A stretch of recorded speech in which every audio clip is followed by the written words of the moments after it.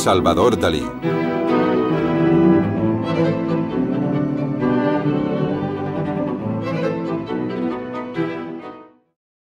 Salvador Felipe Jacinto Dalí nació a las 8:45 de la mañana del 11 de mayo de 1904 en un pueblo de Figueras, al norte de Cataluña, España. Dalí tenía un hermano, 3 años mayor, que había muerto a la edad de 7 meses. En memoria de su hermano, sus afligidos padres lo bautizaron con el mismo nombre. Dalí era un niño curioso y activo, y ya estaba convencido de que iba a tener un destino grandioso. Había decidido ser pintor. El paisaje catalán se convirtió en la fuente de sus primeras aspiraciones artísticas. En 1917, cuando tenía 13 años, se matriculó en un curso de dibujo en la Escuela Municipal de Arte. La madre de Dalí, Felipa, murió en 1921, así que fueron su padre y su hermana Ana María quienes le acompañaron a Madrid, donde asistió a la Real Academia de Bellas Artes de San Fernando para estudiar pintura. Este período de estudios universitarios fue un factor determinante para que floreciera la genialidad de Dalí. Su estancia en Madrid le permitió recoger todas las novedades de la pintura que siguieron al impresionismo, pero la falta de innovación de sus profesores en la Real Academia de San Fernando le decepcionó y le condujo a seguir un camino solitario, inspirado en el trabajo de la Escuela Metafísica Italiana y el futurismo. Se produjo un cambio radical. Dalí pasó de tímido a excéntrico, de estudiante trabajador a rebelde. Durante el período de 1926 a 1928, Dalí pintó una serie de cuadros realistas influenciado por Vermeer y acabó por dominar la técnica, que usaría más tarde en sus composiciones surrealistas. En 1929 Dalí descubrió a su amor y su musa. Desde entonces siempre se asoció a Gala con Dalí. Se convirtieron en una pareja mística similar a Dante y Beatriz. Dalí la mezclaba constantemente en su trabajo. Firmaba muchos de sus cuadros como Gala Dalí, la alababa en sus poemas y le dedicaba todos sus escritos. Retrato de Lucía, 1918. Este es uno de los primeros retratos que pintó Dalí. Representa a su niñera, Lucía Moncanut, a una edad avanzada. La había contratado la familia de Dalí para cuidarle a él y a su hermana. Cuando se pintó este cuadro, Lucía cuidaba a su abuela materna, Ana.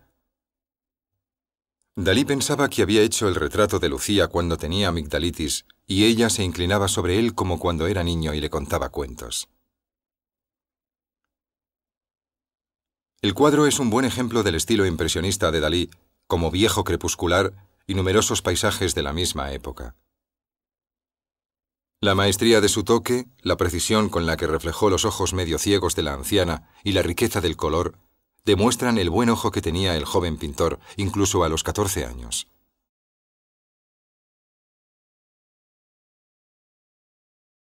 Autorretrato en el estudio, Cadaqués, 1919.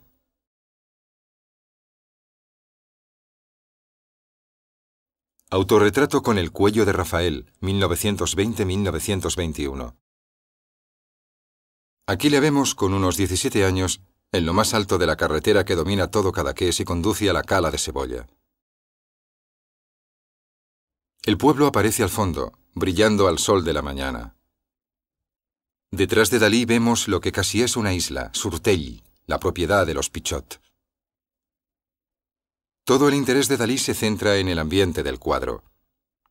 Para ser fiel al paisaje, tuvo que volver al lugar cada día a la hora exacta en la que el sol iluminaba el pueblo y dejaba el acantilado que hay en primer plano en la sombra, donde se situó a él mismo.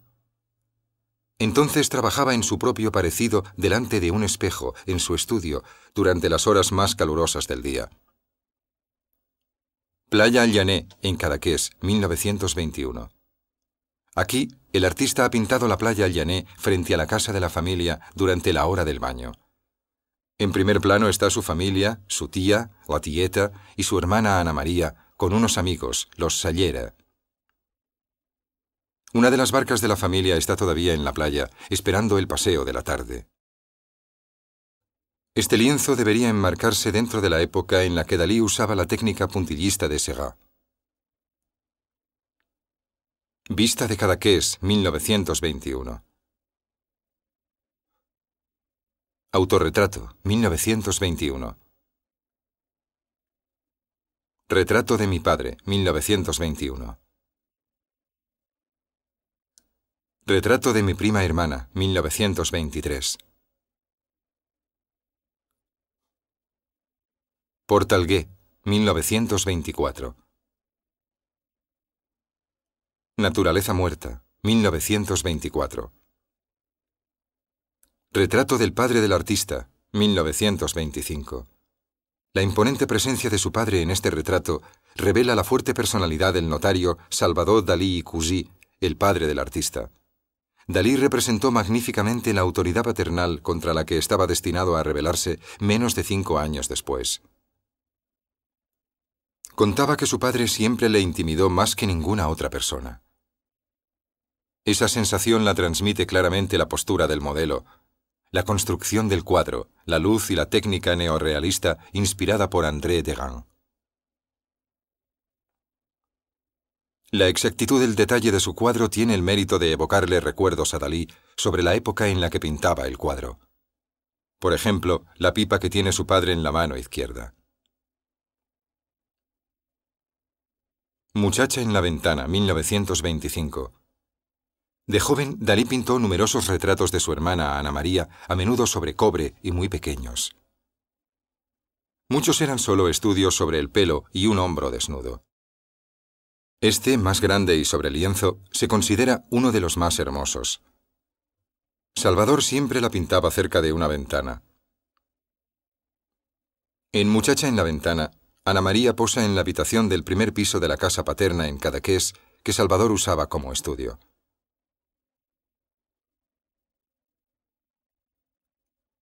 Mujer yaciente, 1926. Este tipo de composición apareció por primera vez a mediados de 1926, cuando Dalí pintaba paisajes, retratos, naturalezas muertas y composiciones cubistas al mismo tiempo. No hay más de 6 lienzos trabajados así, en los que se ve esta especie de gran criatura femenina estirada sobre la arena o sobre las rocas. Estas figuras plasman visiblemente la influencia de Picasso y su período neorrealista entre 1920 y 1922. En esa época, Dalí estaba intrigado por la geometría, los diagramas regulativos y todo lo que tuviera que ver con la relación áurea. La estructura completa del modelo irradia desde el punto exacto de intersección de las diagonales, ligeramente por debajo del ombligo, que es el centro óptico del cuadro. Cesta de pan, 1926. Maniquí barcelonesa, 1927. Este gran cuadro pintado en Figueras es perfectamente visible la influencia de los maestros del cubismo. La figura femenina la inspiró una joven de Figueras, Ramoneta Montsalvatge, que era muy guapa y personificaba la elegancia, evocando en Dalí el recuerdo de las maniquíes y las mujeres cosmopolitas de Barcelona y Madrid. Esto es evidente en el tratamiento de los pies y los zapatos, especialmente el que está delante. También hay que llamar la atención sobre la aparición del pez sexo, un elemento que los surrealistas utilizarían frecuentemente más tarde. Arlequín, 1927. Naturaleza muerta al claro de luna, 1927. Aparato y mano, 1927. Pájaro putrefacto, 1928. El bestiario de Dalí se escapó de la realidad a finales de 1926 para volverse completamente fantástico durante 1928, lo que marcó un importante período de transición en el trabajo del artista. Dalí intentaba transcribir sus sueños y usó la arena y la gravilla mediterráneas que pegó a la superficie del cuadro. Lo interesante de este pájaro es que, siendo ya monstruoso, lleva en sus entrañas un feto, que en lugar de ser el feto de un pájaro, es el de un gato. Aparece también la luna, como en muchos de los lienzos de este período. Deseos insatisfechos, 1928. Este cuadro lo pintó en Cadaqués durante el verano de 1928. Es uno de los primeros cuadros del período en los que Dalí usó gravilla de la playa Llané como en un collage. Estos cuadros con la gravilla y corcho fueron el principio de una serie que Dalí consideró como la más importante antes del surrealismo. Lienzos que estaban prácticamente en blanco, con apenas algunos signos ideográficos y plumas pegadas. Carne de gallina inaugural, 1928. Dalí le dio título a esta obra en 1964. Aquí vuelve a usar la construcción diagonal. El material visible del cuadro parecería situarlo con las obras de 1927, como La sangre es más dulce que la miel. La composición es el producto de una imagen hipnagógica, similar a la que Dalí repetía a menudo en sus trabajos surrealistas, pequeños cuerpos como células en suspensión sobre un objeto oblongo. La numeración del cuadro probablemente corresponde al interés inconsciente de Dalí en el sistema métrico. El carnero, 1928. Bañista, 1928. El enigma del deseo, mi madre, mi madre, mi madre, 1929. Esta gran composición, que está entre los primeros trabajos del período surrealista, es uno de los más importantes. Dalí pintó el enigma del deseo en Figueras mientras terminaba El juego lúgubre. En el apéndice barroco que alarga la cara, reconocemos la estructura geológica de las rocas de la zona cercana al Cabo de Creus, erosionada por el viento, mezclada con la arquitectura fantástica de Antoni Gaudí. La segunda parte del título, Mi madre, mi madre, mi madre, la inspiró uno de los poemas de Tristán Tzara, El gran lamento de mi oscuridad. Dalí consideraba el enigma del deseo como uno de sus 10 cuadros más importantes. El pequeño grupo a la izquierda representa al propio Dalí abrazando a su padre, con un pez, un saltamontes, una daga y una cabeza de león.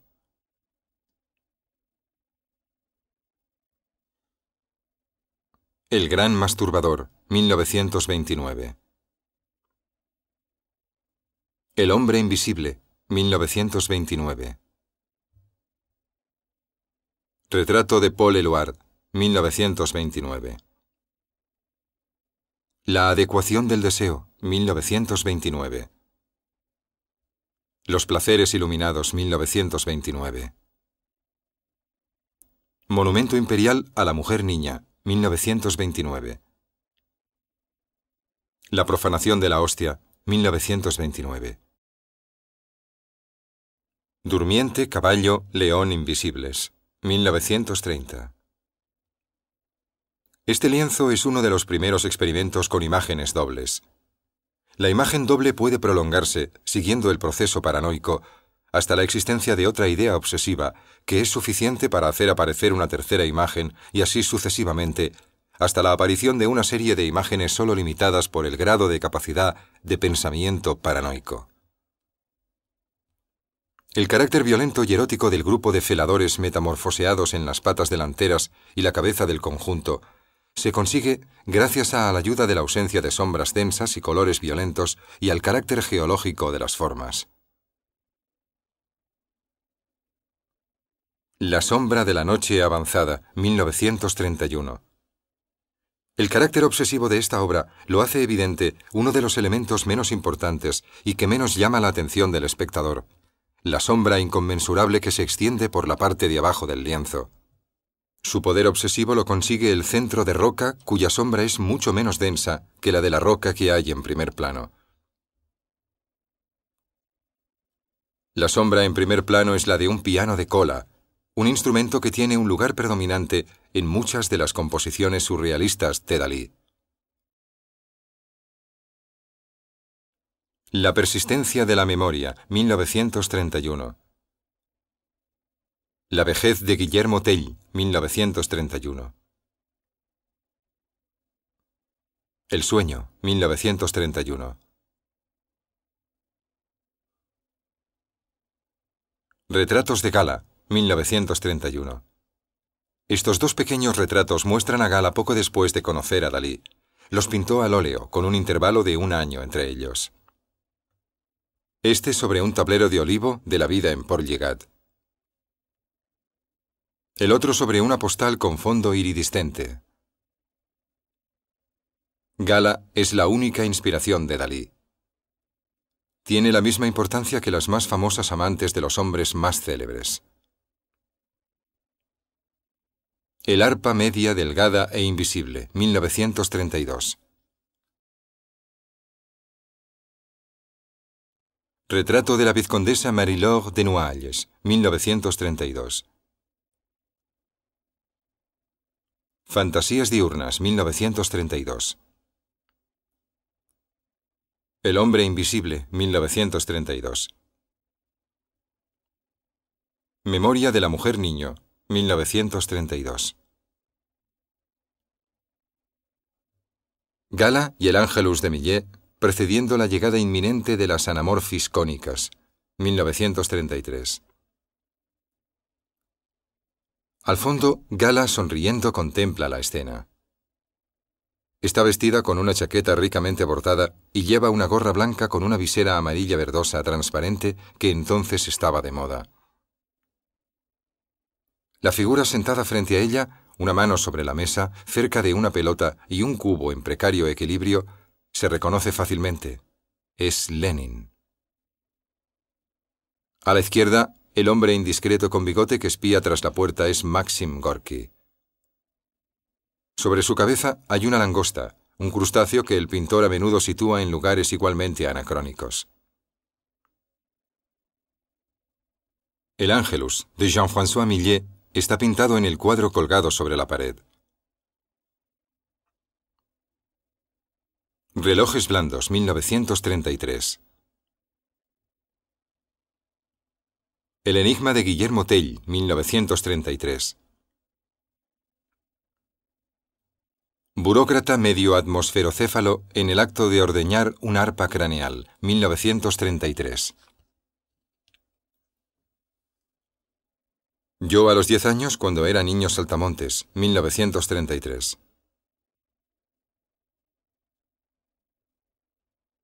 Elementos enigmáticos en un paisaje, 1934. Esta composición es totalmente imaginaria. Dalí la pintó en su apartamento en París. El artista trabajando en primer plano sentado ante su caballete es Vermeer de Delft, contemplando la vasta llanura del Ampurdán. Más atrás se ve a Dalí de niño con su traje de marinero y su aro junto a su niñera, que es de las que él llamaba niñeras hitlerianas, lo que encolerizaba a los surrealistas. Aún más atrás hay dos formas suaves unidas. Forman parte de la serie de formas de carácter erótico que Dalí usó en su período surrealista, a las que llamaba símbolos.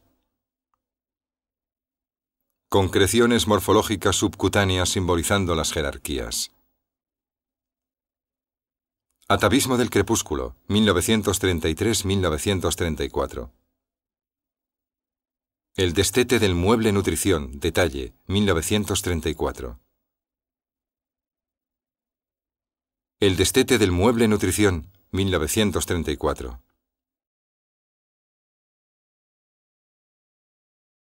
Cráneo con su apéndice lírico apoyado sobre una mesita de noche que debe tener la misma temperatura que el nido de un cardenal, 1934.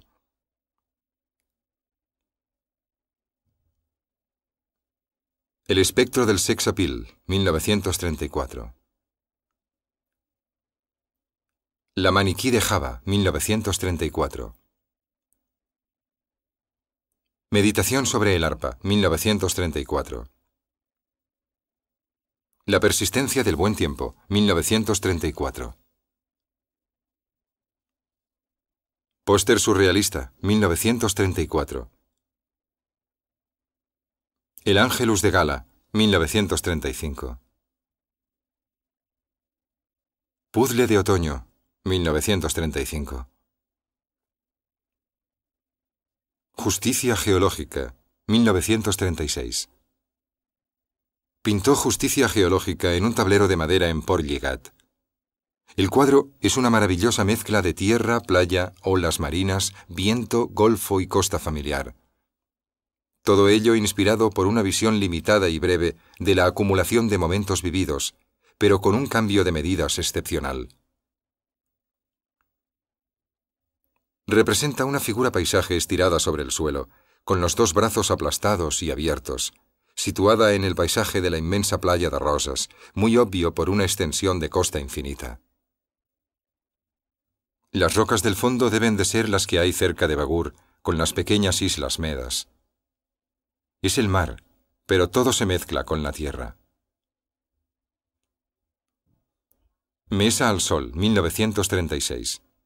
Cuando Dalí realizó esta composición, no sabía por qué ponía un camello con todos los demás elementos que pertenecían a Cadaqués. Más tarde explicaría el carácter premonitorio de esta imagen, señalando el paquete de cigarrillos Camel a los pies de la silueta del niño. La mesa en el medio del cuadro es una mesa del café El Casino de Cadaqués, sobre la que hay un duro y 3 vasos, en los que todavía hoy se sirve el tallat, el cortado catalán. El suelo de baldosas es el que le estaban poniendo a Dalí en la cocina mientras pintaba este cuadro. Ropa de noche y de día, 1936. La parte interesante de esta creación surge de la idea que Dalí tuvo durante los Juegos de Invierno, con la nieve perfectamente visible. Un vestuario que sugiere baños de sol, ya que se pueden ver 4 aberturas que se enrollan en una especie de cortina para exhibir el cuerpo. Aquí no sabemos el momento exacto en el que la ropa se convierte en piel, envoltura, abrigo, hasta un vestidor, un armario o una ventana, ya que este vestido túnica tiene una cremallera frontal que se puede abrir girando el pestillo de cremona sobre el que está dibujada.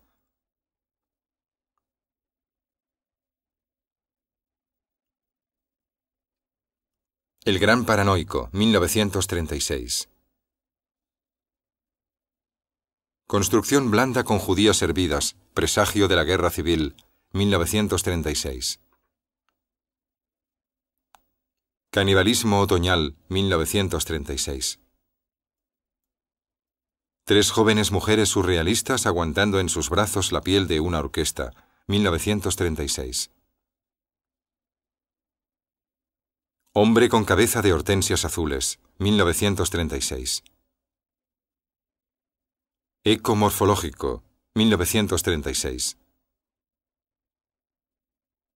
Eco morfológico, 1934-1936. España, 1936-1938. La figura de la mujer apoyando el codo sobre la mesita de noche simboliza la Guerra Civil Española. El torso y la cara de la figura femenina están formados por grupos de guerreros del Renacimiento, los condottieri, inspirados en unos combatientes a caballo pintados por Leonardo da Vinci. Otras obras notables de esta serie son El gran paranoico, Paranoia, perspectiva y cabeza de mujer en forma de batalla. Todas expuestas juntas en una exposición individual en febrero de 1939.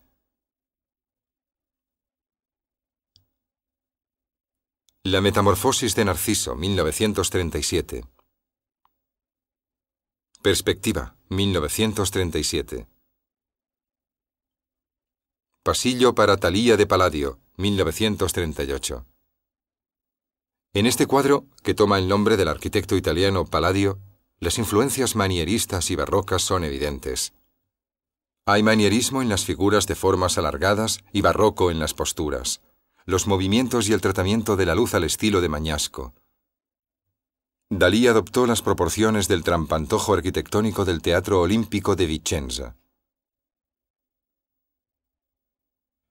En el decorado ha sustituido las paredes por filas de figuras humanas que con la perspectiva más corta sugiere una gran profundidad. La niña que se ve corriendo al sol al final del pasillo formado por las figuras aparece varias veces en los cuadros del período surrealista. El enigma sin fin, 1938.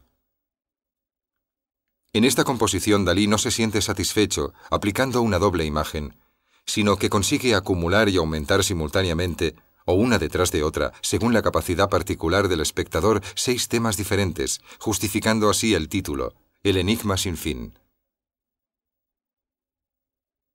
Los temas que aparecen son respectivamente un filósofo echado, un galgo echado,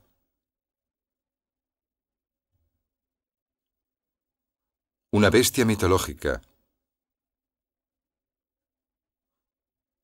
la cara del gran cíclope,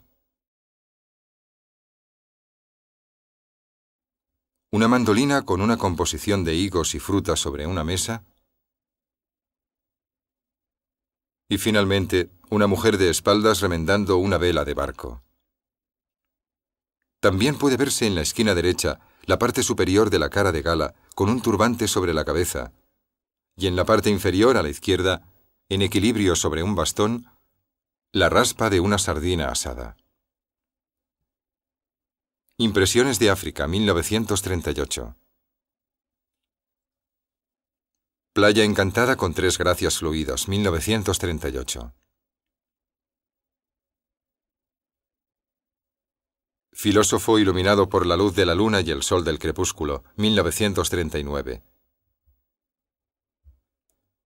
La figura de este cuadro es el resultado del hartazgo que sentía Dalí por los surrealistas y su pesar por no poder volver a Portligat debido a la Guerra Civil Española que todavía no había acabado.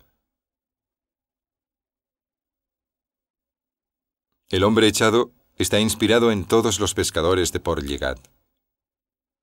Toda la sabiduría ancestral mediterránea contenida en las figuras pintadas en este lienzo demuestra que, en el fondo, Dalí nunca estuvo profundamente influenciado ni completamente asimilado por el grupo surrealista parisino.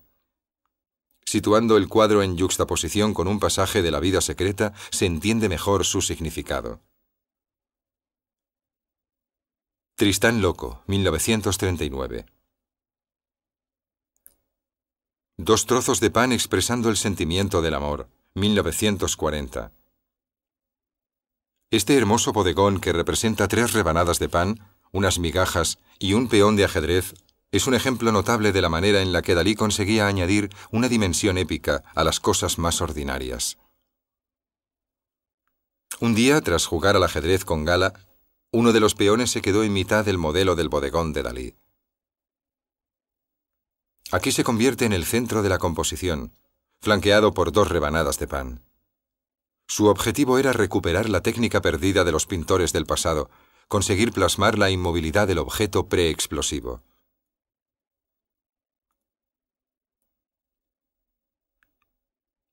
El rostro de la guerra, 1940.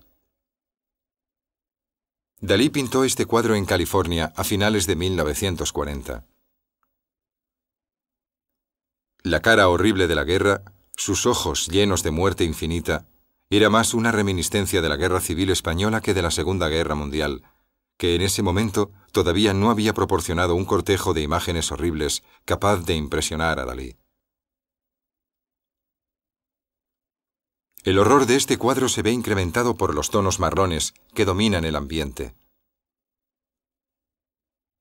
Esta es la única obra donde se ve la verdadera huella de la mano de Dalí sobre el lienzo, en la parte inferior derecha.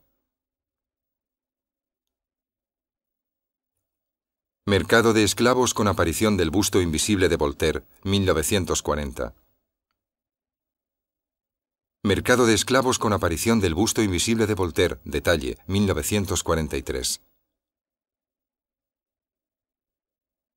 Familia de centauros marsupiales, 1940. Araña de la tarde, Esperanza, 1940. La vejez, la adolescencia, la infancia, las 3 edades, 1940.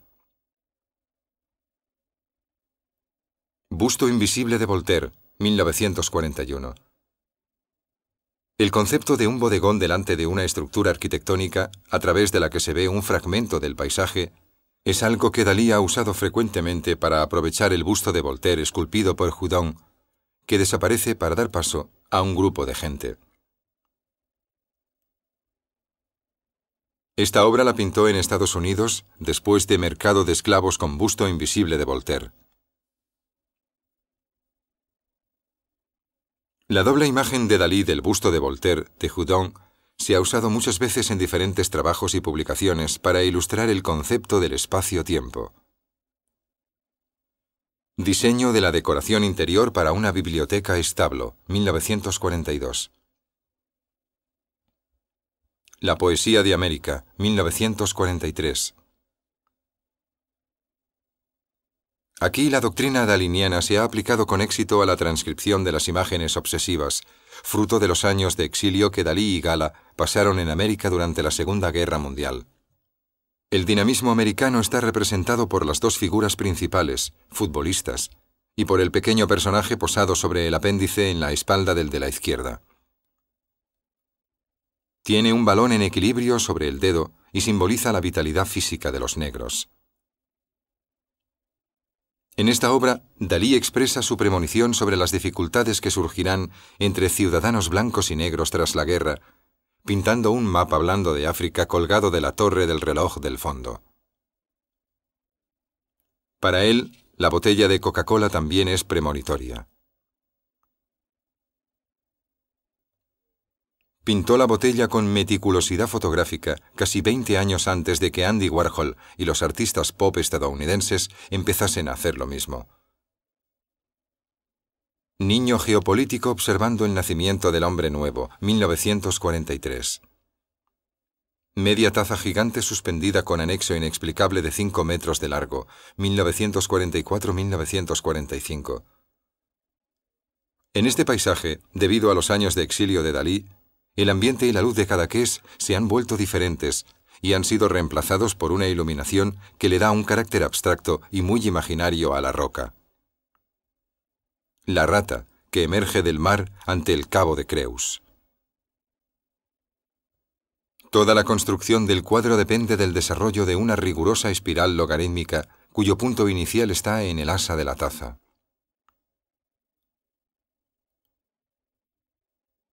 Tristán e Isolda, 1944. Dalí pintó las figuras de Tristán e Isolda, representadas en este lienzo en 1944, como telón de fondo para el ballet Bacchanal, interpretado por música de Wagner y presentado por primera vez en 1944, en el escenario del Teatro Internacional de Nueva York. La historia de este ballet, para el que Dalí escribió el libreto, empieza antes de la guerra. El ballet es el lugar propicio para que Dalí ponga su método paranoico crítico en práctica con buenos resultados. Sueño causado por el vuelo de una abeja alrededor de una granada, un segundo antes de despertar, 1944. Galarina, 1944-1945. Este retrato pertenece al período clásico del artista. Le puso Galarina al cuadro porque Gala era para él lo que la Fornarina era para Rafael. Sin premeditación, aquí vuelve a aparecer el pan. Un análisis riguroso y perspicaz descubre el parecido de los brazos cruzados de Gala con los lados de una cesta para el pan, con su pecho similar a un cuscurro de pan. En 1945 Dalí escribió esto sobre este retrato. Hoy, ahora que Gala ha ascendido en la jerarquía heráldica de mi nobleza, se ha convertido en mi cesta del pan. La pulsera que lleva en la muñeca era una creación de Fabergé, de inspiración mogul, que a Dalí le gustaba mucho. 3 apariciones del rostro de Gala, 1945. La cesta de pan, 1945. La apoteosis de Homero, sueño diurno de Gala, 1945. El puente roto del sueño, 1945. La tentación de San Antonio, 1946.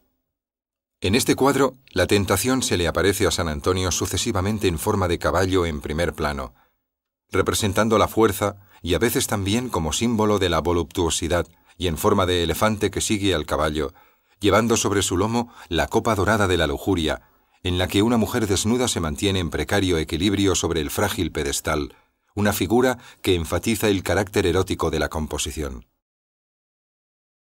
El resto de elefantes llevan edificios sobre los lomos. El primero es un obelisco inspirado por el de Bernini en Roma. El segundo y el tercero van cargados con edificios venecianos del estilo de Palladio.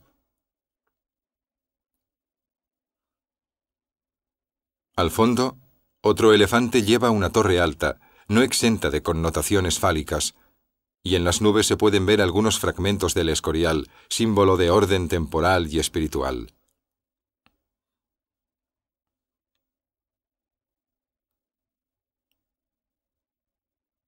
Retrato de Picasso, 1947. Dalí pintó el retrato de su genial compatriota en California. Dalí unió aquí todos los elementos folclóricos que describen anecdóticamente los orígenes del pintor andaluz. Su renombre lo enfatiza el busto montado sobre un pedestal, símbolo de consagración oficial. Los pechos ilustran el aspecto nutritivo de Picasso, mientras lleva sobre su cabeza la pesada roca de la responsabilidad por la influencia de su trabajo sobre la pintura contemporánea. La cara misma es una mezcla de pezuña de cabra y el tocado del busto de mármol greco-ibérico, la Dama de Elche, que recuerda los orígenes andaluces y malagueños de Picasso.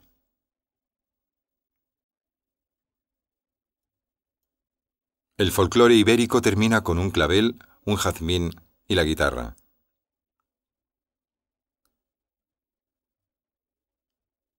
Leda atómica, 1948. La Madonna de Portlligat, 1950. Este lienzo inmenso, uno de los más famosos de Dalí, indica el inicio de un nuevo periodo en su trabajo. Al mismo tiempo es el primer cuadro tan grande, el primero de sus cuadros religiosos y anuncia la época corpuscular. Toda la composición se organiza alrededor del pan de la Eucaristía, visible a través de un agujero en el cuerpo de Jesús. El punto de intersección de las líneas diagonales que indica el centro del cuadro. Gala está representada como la Virgen, y también los ángeles sepia en la parte derecha del lienzo. Un niño de Cadaqués llamado Juan Figueras fue el modelo del Niño Jesús. Cristo de Juan Salvador de la Cruz, 1951. La más popular de todas las obras religiosas de Dalí es sin duda alguna su Cristo de Juan Salvador de la Cruz, cuya figura domina la bahía de Portlligat. El cuadro se inspiró en un dibujo del propio San Juan de la Cruz después de haber tenido su visión del éxtasis de Cristo. Cuando vio el Cristo dibujado por San Juan de la Cruz, Dalí trazó geométricamente un triángulo y un círculo que resumían estéticamente todos sus experimentos previos y grabó su Cristo dentro del triángulo. La gente que hay junto al bote procede de un cuadro de Lenain y de un dibujo de Velázquez para la rendición de Breda. Cabeza rafaelesca estallando, 1951. Assumpta corpuscularia lapislazulina, 1952. Figura rinoceróntica de Ilisos de Fidias, 1954. Pintado durante el período corpuscular de Dalí, este es uno de los cuadros en los que el artista usó cuernos de rinoceronte en suspensión para formar parte o la totalidad de la figura modelo. La figura mitológica está representada en suspensión en mitad de la bahía de Cadaqués, donde se puede ver al fondo la roca llamada Cucurucuc, que se yergue a la entrada de la bahía. La parte inferior del agua está tratada de la misma manera que en otras dos obras, la primera de 1950 y la segunda de 1963. Dalí consiguió superar su miedo a representar ciertas zonas de este cuadro, atacando dos cosas completamente diferentes: el torso y los testículos de Ilisos. Paisaje de Portlligat con ángeles familiares y pescadores. Crucifixión, Corpus Hypercubus, 1954. El cuadro puede considerarse uno de sus más significativos óleos religiosos de estilo clásico. cubismo trascendental y metafísico, es como definía Dalí este cuadro. La cruz la forma un hipercubo octaédrico. La figura extremadamente magnánima de Gala es la unión perfecta del desarrollo del octaedro hipercúbico con el nivel humano del cubo. Está representada ante la bahía de Port Lligat. Mediodía, cuarteles en Port Lligat, 1954. Joven virgen autosodomizada por su propia castidad, 1954. Estudio paranoico crítico de la encajera de Vermeer, 1955. Última cena, 1955. Santo rodeado de 3 mesones pi, 1956. Naturaleza muerta viva, 1956. Santa Elena de Port Lligat, 1956. Huevos al plato sin el plato, 1932. San Juan, 1957. Santiago el Grande, detalle, 1957. Santiago el Grande. Retrato de Chesterdale y su perro Coco, 1958. Velázquez pintando a la infanta Margarita con luces y sombras de su propia gloria, 1958. El descubrimiento de América con Cristóbal Colón, 1959. El descubrimiento de América con Cristóbal Colón significó un gran paso en la pintura de Dalí de ese período. Aquí encontramos por primera vez junta e íntimamente mezclada con estilos previos la técnica de su período corpuscular. En este lienzo, la figura de la bandera es Gala, y el monje arrodillado que sostiene el crucifijo es Dalí. Para este proceso utilizó las líneas de un fotograbador que, muy ampliado, permitiera a la imagen tomada del Cristo de Glasgow reaparecer para que pareciera mezclarse con las gloriosas alabardas de los guerreros españoles.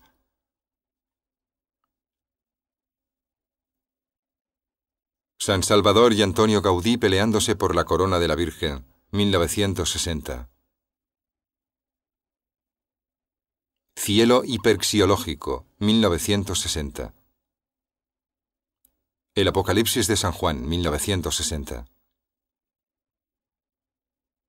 El sirviente de los discípulos en Emaús, 1960. Gala desnuda de espaldas, 1960. El Concilio Ecuménico, 1960. El torero alucinógeno, 1968-1970. La imagen doble que aparece en el centro de esta obra es la Venus de Milo, repetida varias veces desde diferentes ángulos, de manera que las sombras formen los rasgos de un torero, cuyo traje de luces está hecho de corpúsculos obtenidos por la multiplicación de puntos y moscas, mezclados con la imagen corpuscular de un toro moribundo. En la Venus de Milo que aparecía en la tapa de una caja de lápices, Dalí vio aparecer la cara de un torero. La arquitectura de la plaza, iluminada por las sombras del sol de las 5 de la tarde, la hora de la corrida, es una mezcla de las clásicas plazas españolas con estructuras italianas de Palladio, y los pórticos del viejo teatro en ruinas de Figueras antes de que se transformase en el Teatro Museo Dalí.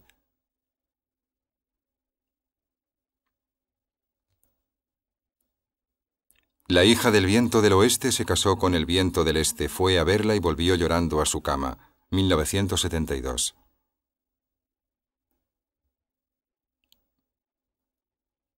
Dalí de espaldas pintando a Gala de espaldas eternizada por 6 córneas virtuales provisionalmente reflejadas por 6 verdaderos espejos, inacabado, 1972-1973. Experimentando con la estereoscopia, Dalí empezó con documentos estereoscópicos. Pintaba 2 lienzos, uno para el ojo izquierdo y otro para el derecho. Con ayuda de un sistema de espejos, la imagen parecía tener 3 dimensiones. Esta placa de color muestra el cuadro para el ojo derecho copiado por Dalí rigurosamente de la fotografía estereoscópica en blanco y negro. Toda la obra del pintor se volcó en el estudio de las variaciones del color, los valores y el efecto de las luces y las sombras de un lienzo a otro para conseguir un efecto tridimensional y ofrecer una visión estereoscópica y binocular gracias a la superposición óptica de sus dos cuadros. El 10 de junio de 1982 Gala murió, y con ella desapareció el Dalí surrealista y extravagante. En mayo de 1983, Dalí pintó su último lienzo, La cola de la golondrina, una obra inspirada en la teoría de las catástrofes.